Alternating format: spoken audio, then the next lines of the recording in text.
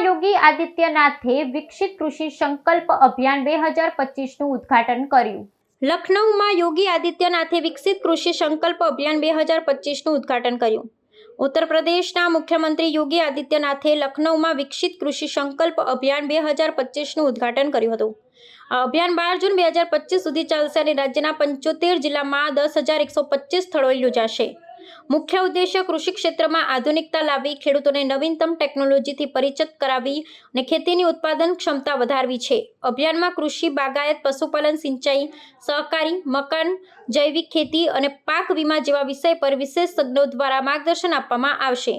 અભિયાનની શરૂઆતમાં મુખ્યમંત્રી યોગી આદિત્યનાથે ખેડૂતોને આધુનિક કૃષિ પદ્ધતિઓ અપનાવવાની અને ઉચ્ચ ગુણવત્તાવાળા બીજોના ઉપયોગની સલાહ આપી હતી। તેમણે ખેડૂતોને જમીનના સ્વાસ્થ્ય કાર્ડ મેળવવા, સોલાર પંપો સ્થાપિત કરવા અને જૈવિક ખેતી તરફ વળવા માટે પ્રોત્સાહિત કરી।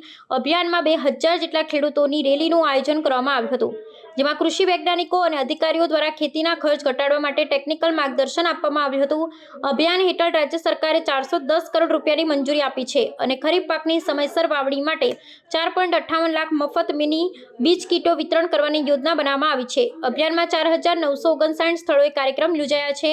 કુલ 10,125 સ્થળોએ કાર્યક્રમ યોજવાની યોજના છે। આ અભિયાન રાજ્યના કૃષિ ક્ષેત્રમાં ક્રાંતિ લાવવાનો અને ખેડૂતોની આવકમાં વધારો કરવાનો ઉદ્દેશ્ય ધરાવે છે।